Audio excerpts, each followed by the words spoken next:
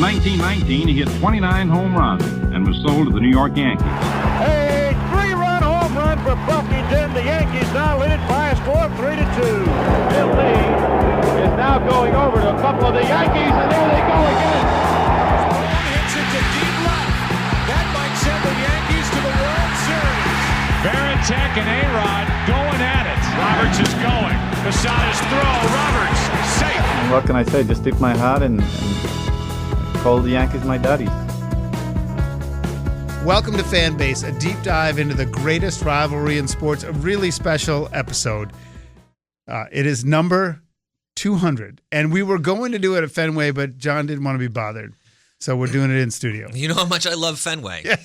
Why not do the 200th there, right? And so, I mean, to be honest, to do anything that much is pretty impressive. And if you are a new listener, you probably don't know the genesis of the podcast. And, you know, John is a lifelong diehard Yankee fan. I am a born and raised Red Sox fan. I am not quite as passionate in 2025 as John still is. But during the pandemic, we had nothing to do. And John shoots me a text and says, "What do you think of this?" And I'm like, gosh, the world just doesn't need another podcast. And he said, well, we'll do this Red Sox Yankees. That's not out there. And I said, well, you're kind of right. It's not out there. And then we started and then we continued. And then it became more than just Yankees Red Sox. It became just a baseball life, anything. And people who listen to it like it, and people who don't, sucks for them.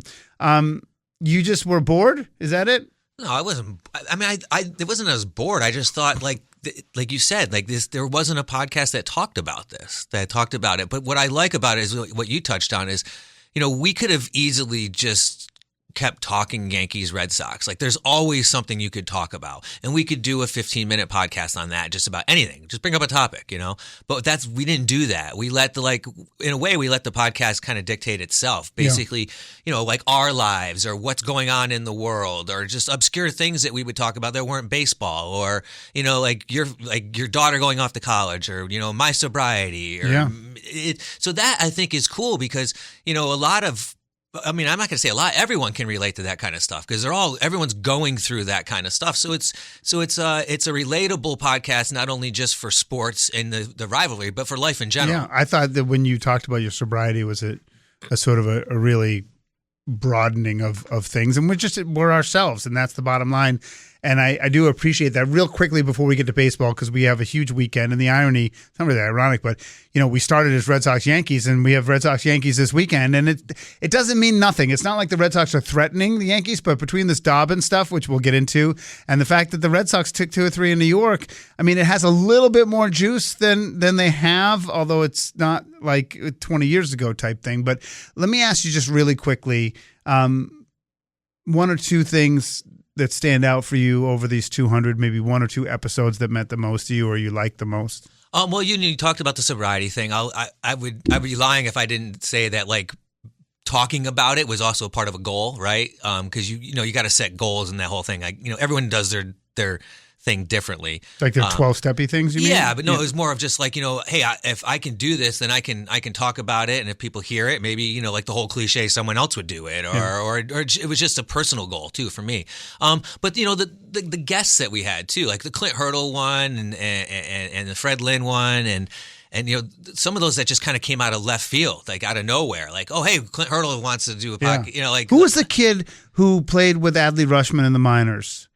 The kid who's Jackson Olsen. No, there's another guy though. What was his name? Willie Yan. Yeah, I liked him. Yeah, I liked him that kind a of stuff. ton. So you get such a different perspective about the game, and like, and if you look at, like, I went back and I was just scrolling through the titles of our episodes, and we've done 200 episodes in 4 years. That's like one every week, basically. Yeah, right. That is impressive.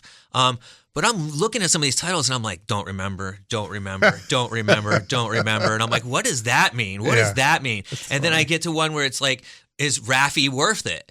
And it was like when we were like talking about the Red Sox signing him to his big contract. And a lot of the stuff we talked about there is true. Like you questioned his leadership, but you also said he plays with a smile on his face, which he wasn't doing at the beginning of this season.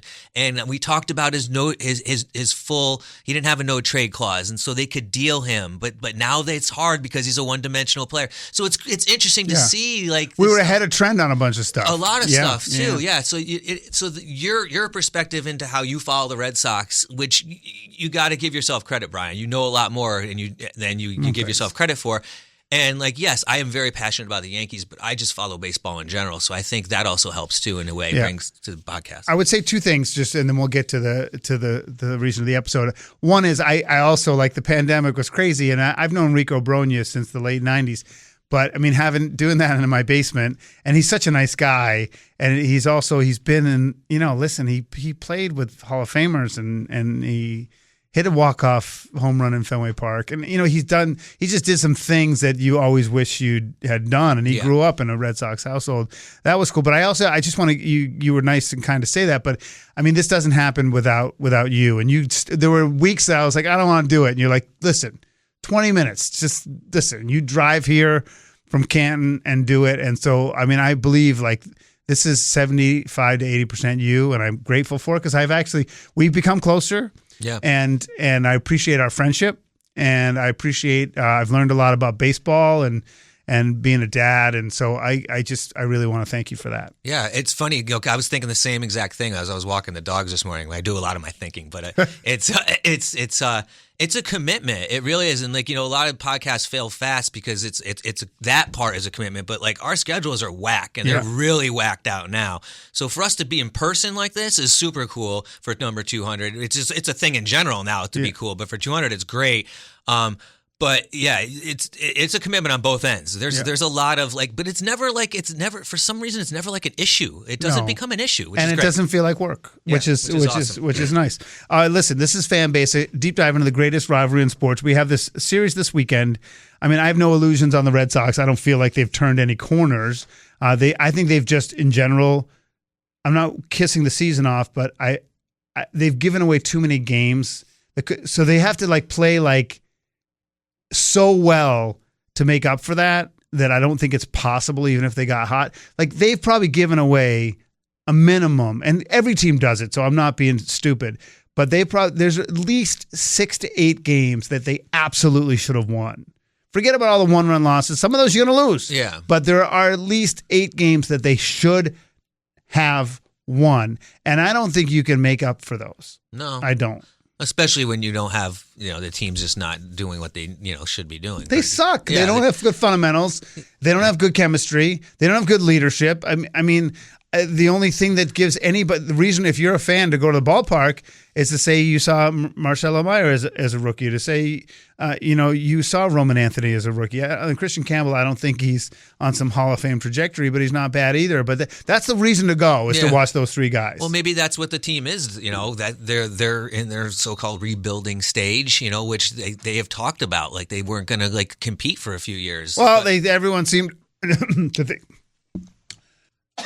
To seem they were going to compete this year. Yeah, well, because they played above expectations last season. That's why. Right. But listen, they had Roman Anthony. You called it with Marcelo Meyer that they would be up this season. But at the same time, it's exciting for the team, but it's a ton of pressure on those players. So they can't expect that those players are going to carry your team. Look at Jack Caglianone in Kansas City. He's struggling coming up too. Right. It's not easy. It's not an easy thing to do. So yeah, I think the Red Sox. I think their season is what it's become. It's become an audition for people to be traded. It's become a thorn in the side of the teams ahead of them, or the rivalry teams, or the teams that are trying to come up. And maybe they get hot here and there, and they eventually try to compete for a wild card. But like you said, Brian, they're not an exciting team. They're not a team that is probably built to compete. So it's kind of a status quo, how they've been. I think Meyer. I'm really, since that 2 home run game, I feel like maybe he'll release the hounds a little bit and get that confidence. I just wish they'd play him against lefties a little more. Let him. I mean, if you're gonna suck, you might as well let him learn how to hit lefties.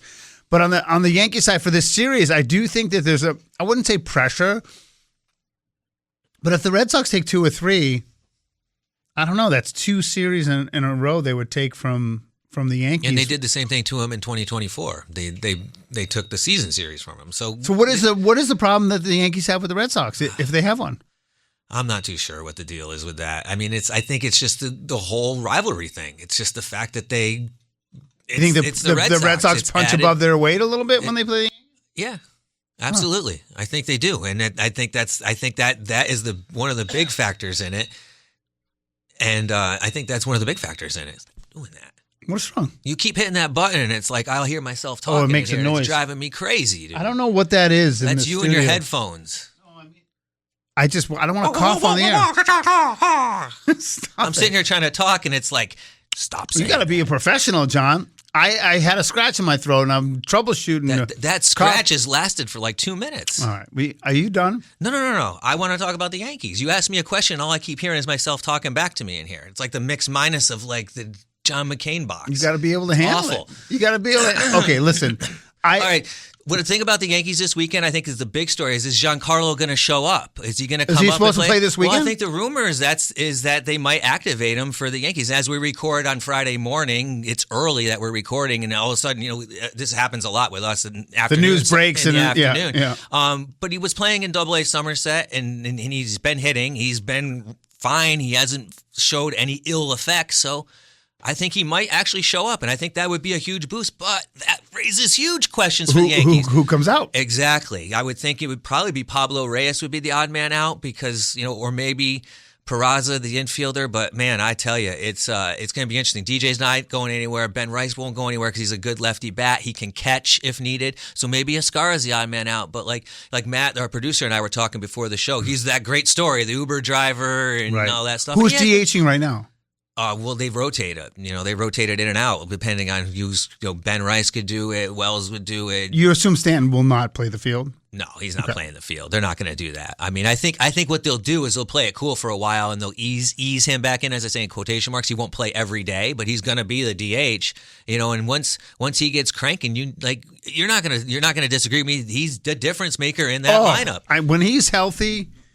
And look what Judge's coverage has done for Ben Rice or what have you. Like, they're going to be hard to pitch around. I mean, I honestly, I don't know another lineup in baseball that'll be more difficult to get through to the bottom than the New York Yankees. Yeah, when healthy, he's there. They are a dangerous team, and they have pitching coming back. Stroman's on rehab, and listen, if they get Luis Gil back after the All-Star break, and he becomes what he should be, and what he's been, Rookie of the Year. Yeah, so the Yankees could be a very dangerous team going down. But we're not going to talk about the rest of the league, but there's a lot of other dangerous teams out there. Well, I mean, honestly, I think we've disrespected the Central, I guess. Because maybe Detroit's the real deal. We didn't disrespect him. I picked him to go to the World Series. I did not. And I mean, I just assume everyone throws up on themselves from the Central, same in the NL. So I don't, but I mean, I think the best teams are in the National League anyway. I mean, I think the Yankees have not a clear path, but I think that the American League path to the World Series is a heck of a lot easier than the National League. And I'm curious if sort of the lack of, I mean, I think they've already won the American League East. I really do, even though Toronto has played amazing. But the thing is, it's like a run in basketball. You can win 12 out of 14, but you're not going to win 24 out of 28. I mean, you can't sustain. They made the move. It's like in a race where somebody works so hard to catch up to the lead, but then once they catch up to the lead, they're gassed. Yeah. So they're not going to be able to win another 12 out of 14. They need to prove that they can do it, and they haven't in the past. That's a fair assessment. Yeah. So I think the division's done, and I wonder if the Yankees are. I mean, is it good or bad that they won't be tested as much as they have in years past? I don't know. I'm not going to say anything's done because the Yankees can really crap the bed. We've seen it in the past. They got a crazy start, and they went into the absolute tank for a month and a half a couple years ago. So I am not going to. And of course, an injury. I mean, if Judge goes down, it's over. If Judge goes down, the whole team goes down. Let's be honest. I mean, he is the most valuable player in baseball. I don't give me Otani crap or any of that other stuff. He is the anti-Otani sentiment, because the Sunday night the single most biggest. I mean, look at it, dude. You anybody around? You want to throw any comments or calls and tell me he is not the best player in baseball? No, I'm not. I don't disagree with that. But producer Matt and I were talking to the Yankees Red Sox are not the Sunday night game. That's bananas, right? And why aren't they? It's because they're going with Ohtani and the Dodgers, which I find fascinating. I think it just shows that there's not as Global much marketing. juice. Well, there's not as much juice in the rivalry nationally and the global thing. Because baseball, let's face it, I mean, we'll do a whole episode on this. Baseball is really struggling in America. And when you have Ohtani and you have that West Coast team and there's good Latin American influence on the team too, it's a global team. And that's where the money is for baseball right now, is overseas. But I mean, it is kind of fascinating that we don't have a Sunday night game when it's Yankees-Red Sox. But I do think at some point we have to talk about Judge. I thought we would pause for a second here. I don't think he's going to bat 400 ultimately, but he's potentially going to have remember those seasons you look at like Honus Wagner's card, you're like, this is insane. You know, how do you have, bat 360, with 40 home runs and 168 RBI? But that's what we're going to have. Yeah. It's, you've seen some crazy seasons in the past. I believe like Albert Bell and Frank Thomas almost were like 100 RBIs by the All-Star break one year. And they cool off, obviously. And you never know how the season goes. But listen, if you are a baseball fan and you're watching him, and he is the draw, and he is something special. He is definitely something special. And I am glad I've seen him and your favorite player, Jeter, play. Whatever. So, Jeter. So overrated. Judge is definitely not overrated. That's for sure. No, I mean, I never was a Jeter guy, but that's fine. He's John Senecal. I'm Brian Shackman. This is episode 200 of Fanbase, a deep dive into the greatest rivalry in sports. Let's drip through a couple things real quick here. Hunter Dobbins, we're not going to go through the whole story.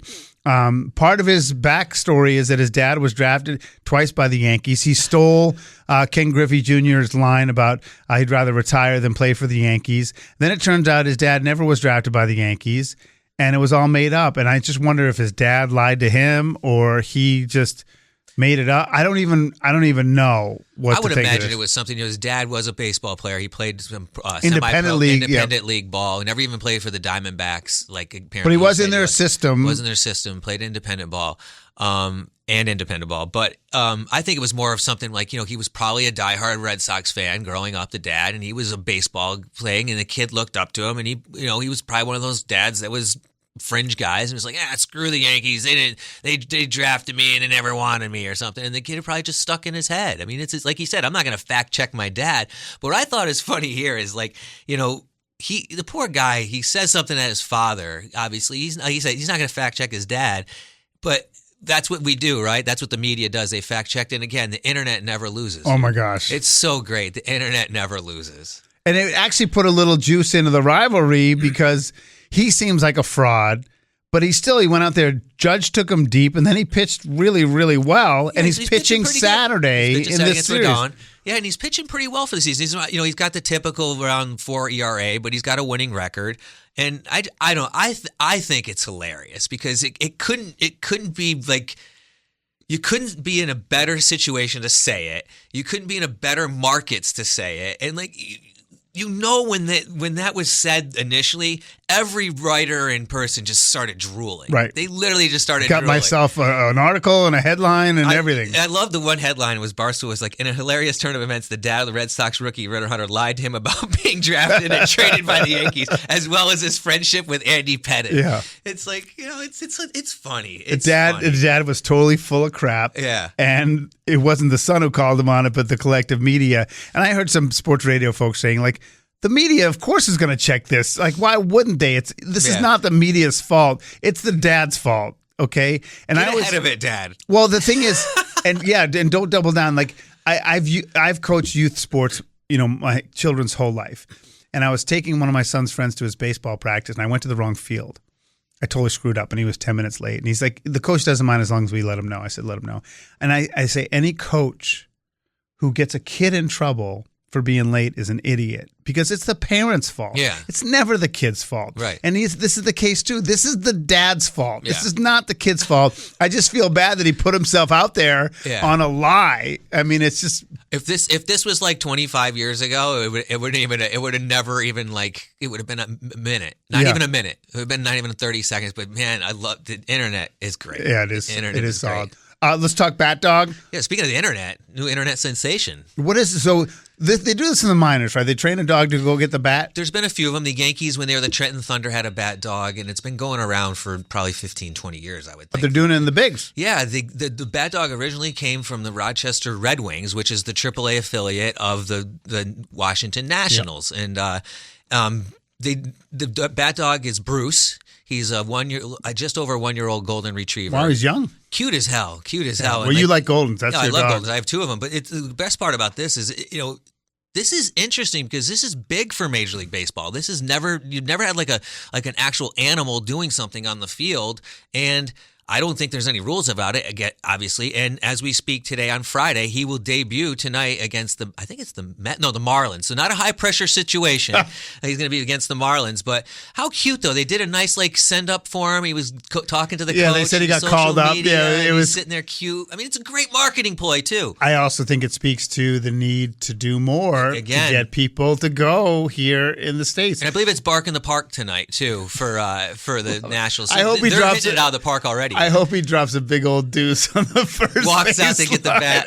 Because they get nervous. Some of them you've seen, they run around the field and get crazy. And listen, as much as you think about it, he's it's a 1 year old golden retriever. So anything's possible. Believe me, I've had three of them now. And they've done some damage on some spots. So cute, though. So cute. I think it's a great idea. But I will say, because back when we started with the Red Sox as season ticket holders, they never even played music in between stuff. There was never any cue to cheer. Every other stadium does make some noise. Fenway never did that. Yeah. And I think that I don't like that stuff. But what I will say, I love whether it's in DC with the president's race. Yeah. Was it Pittsburgh that does the sausage? I even like the dude who runs fast Milwaukee in Atlanta. Does the sausages. Pittsburgh does. I don't know what they do, but Milwaukee does the sausage. Yeah. I think that's. I mean, as a 53-year-old guy, I could watch that crap.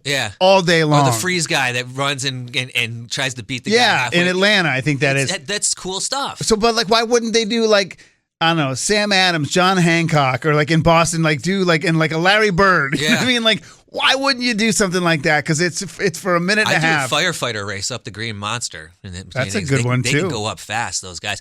I think what's funny is for this is they. That's a really good idea, by the way. Well, if someone jacks that idea, I'm copywriting that right now. That's a really good idea. As we say right now, that's my idea. Okay, John Sandoval, episode 200 of Fanbase Deep Dive into the greatest rivalry in sports. Going back to the Bat Dog. You remember if you watched baseball over the years, it was a bat boy, Dusty Baker's son, who was now playing for the Washington Nationals, I believe, Double-A in minor leagues, and he's in the majors. It was little kids. Now you go there and it's like some dude in the bat doctoral student, or bat dude, or the one the guy had in Cleveland and it was in the Yankees dugout, looked all scruffy and they made him shave his beard and then he came back as the Yankees had the beard policy lifted. That's funny. So it's those people, but now it's a dog. Yeah. That's cool. Yeah, we're into it. We are into it. But I think my point is that we just do more. I don't care. Hokey stuff at baseball games never bothers me. I like the stupid baby races. T-shirt cannon's lame, dude. Yeah, that's lame. I mean, I don't say t-shirt cannon's cool. It's the throwing the t-shirts because they never go far enough. It's they just loop over if you're the in the edge. upper deck or whatever. Now the damn nets down the side changes everything. Well, certain seats can't get them. Just like you can't get certain pucks at the hockey game because you will not get hit in the face, but you will not be getting a t-shirt either. Correct. Any last thoughts going into the weekend? Oh, no. Got some. Hopefully, the weather in New England has been terrible. Every Saturday, it feels like it's rained up here. So, hopefully, the weather holds out. State championship games tonight. I'm going to go watch the Class M in Connecticut. Is this the one with Glastonbury? Well, Glastonbury's in the Class Double L. So, people who don't know the story, Glastonbury, Connecticut, in their division was the 32nd ranked team, the last team to make the state tournament, and they're playing for a state title. If you don't get up for that, I mean, that's as Cinderella story as you can get. That's not a 16 beating a 1. That's a 16 going to the Final Four. Yeah. I mean, that's what that is what it is. And they knocked off, obviously, because they were 32 seed, they knocked off the defending double-time champions in the first round. So it's exciting. I mean, baseball's great. Youth baseball is awesome. And if you watch baseball, I love to say that, you're going to see good baseball. These teams didn't get there because they make 4 errors a game and the pitchers only strike out 2. So it's going to be a good game no matter what. Yeah, the baseball is high quality. And my old town of Braintree, Massachusetts is in the state championship in Massachusetts too. So I just love seeing, the kids you saw playing Little League growing up. Yeah. Now like grown ass men. And they grow quick, man. Oh. It's nuts. So the team that's playing tonight is Suffield, and they're playing, I believe, Stonington, Connecticut. And my son played with a lot of these kids in the summer league. Yeah. Even though it's a town a few miles away, actually. But so it's exciting. So he's excited about it because a lot of his friends play there. Oh, that's cool. Yeah. So it should be interesting. I hope they win. Listen, enjoy life, enjoy the weekend. You've been listening to Fanbase, a deep dive into the greatest rivalry in sports.